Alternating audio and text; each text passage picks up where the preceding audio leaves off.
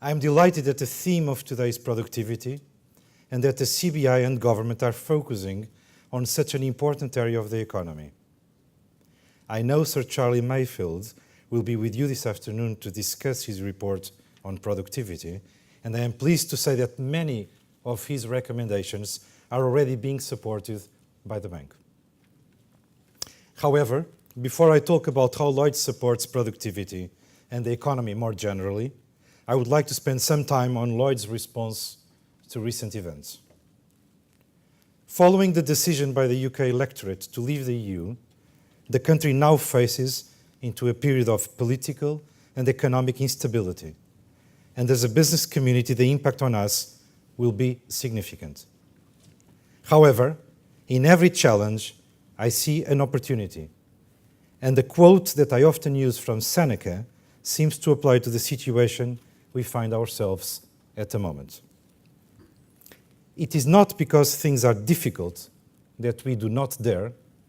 It is because we do not dare that things are difficult. Britain is going through unprecedented change, but as businesses that are used to adapting to an evolving environment, we are best placed to support the economy and help Britain prosper. In my view, and as Seneca implies, we must grasp the opportunities that come our way and dare to be different. It is only through this that we will succeed, and I'm here today to reaffirm the part Lloyds will play in supporting the economy. Lloyds is a simple, low-risk, UK-focused retail and commercial bank. That does not change. Our business model is still the right one for the bank and for this country. Our strategy of being the best bank for customers and shareholders does not change. Our resolve to deliver this has not been dampened. When I joined Lloyds in 2011, I began, together with a great team, the transformation of the largest bank in the UK to focus on our customers and to get taxpayers their money back.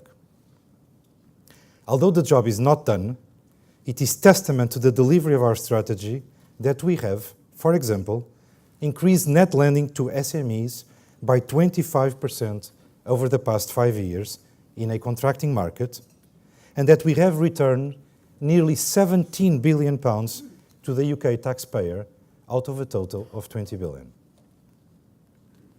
The events of the last few weeks have not changed our strategy. It makes it even more important than before that we deliver on our promises. We will continue to help Britain prosper and to differentiate ourselves in two key areas. Our multi-brand and multi-channel strategy differentiates us from our peers. Lloyds has the largest digital bank in the UK with market-leading brands, and we will utilize this to deliver for our customers. This has not changed. And our focus on simplifying the business and creating efficiencies will continue, and the work we have done over the last 5 years puts us in an enviable position to react quickly to market changes, given we have the UK's lowest cost structure in banking. So the strategy we set out has not changed following the recent events. Lloyds will still focus on being a simple, low-risk UK retail and commercial bank, and we will continue to deliver to our 25 million customers, of which around 1 million are SMEs, and the British economy. In recent years, we have all had to adapt to changes in customer needs in many areas. This includes the digital revolution and, for banks, the introduction of more regulation than at any time in modern history. I am not alone in saying that periods of uncertainty are not conducive to successful business and a successful economy. Over the coming years, we will all face into a period where our future relationship with Europe and the rest of the world is more uncertain, but we must continue doing what we do best and put the customer first. In doing so, we will provide the country and economy with the stability it needs during a period of strong uncertainty. Now, More than ever, it is important for business of all sides to provide the leadership needed to ensure Britain remains integral to the global marketplace. These are challenging times. Uncertainty is not only the enemy of the financial markets, but also for businesses and investment. The biggest risk to business is to withdraw from the European Union without fully assessing the risks and the opportunities it presents.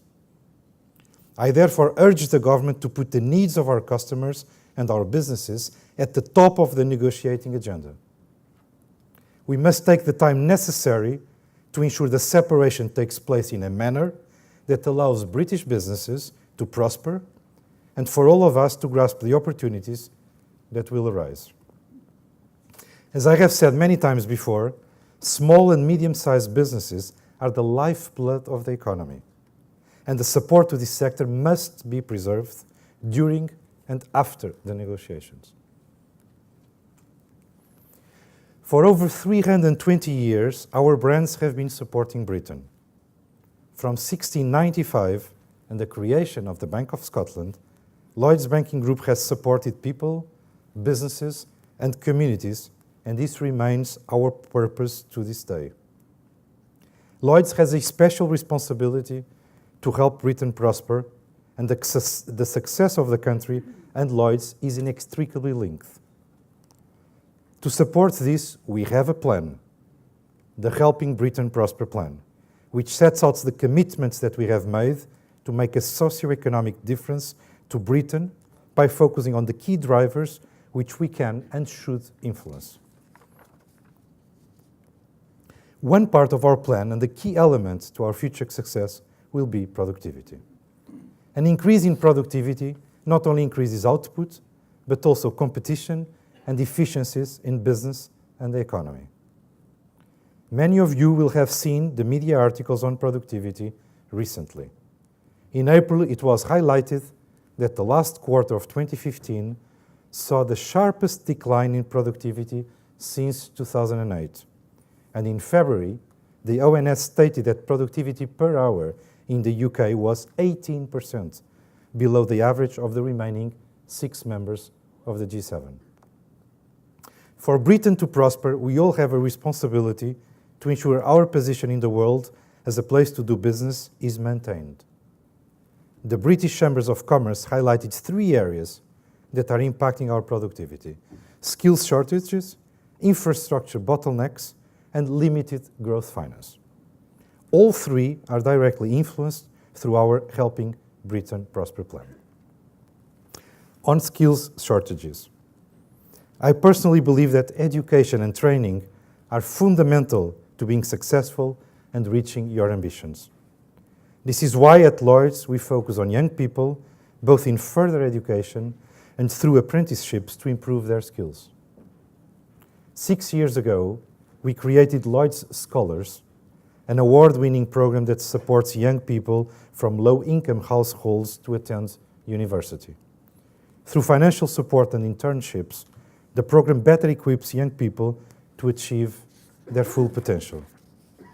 Today, we have already had a positive impact on over 500 young people who will be the future of our economy, and we look forward to supporting many more in the years to come.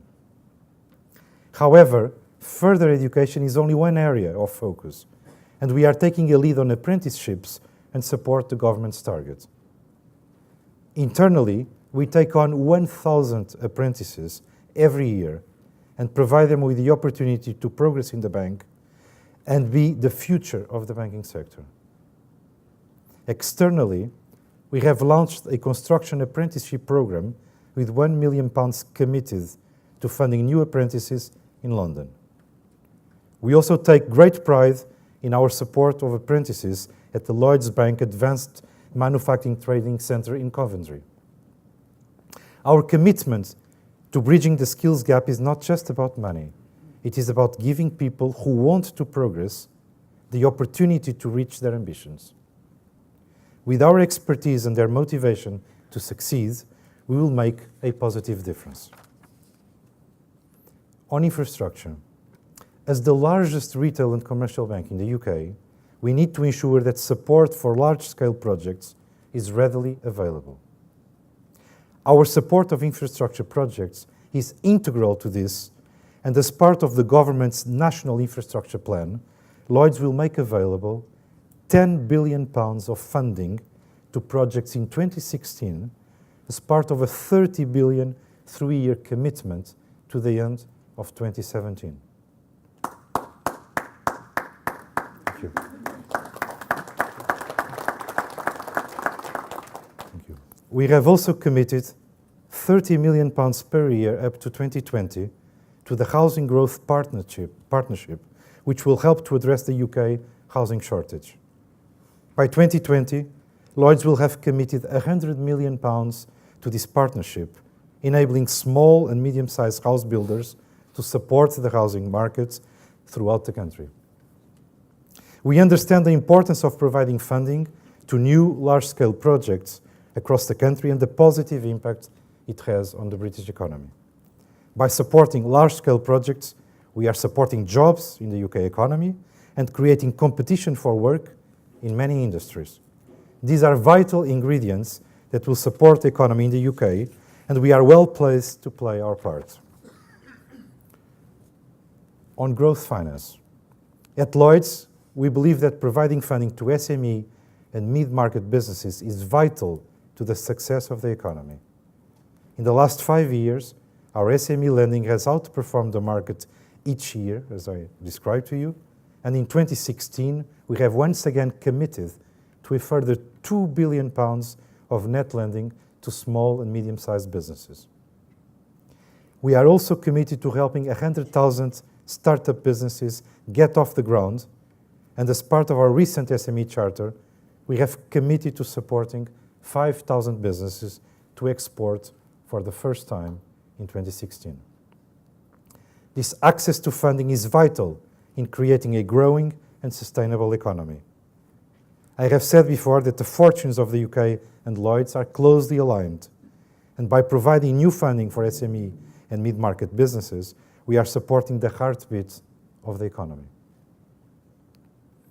However, funding is only one element of the offering at Lloyds. A great bank not only delivers products that meet customer needs, but also provides excellent customer service. And this is embedded in our recently launched mid-market charter. The importance of relationship banking has never been higher, and that is why we want to understand our clients and provide them with support where and when it matters. This is why we will offer to spend time with our clients and their teams to understand their businesses.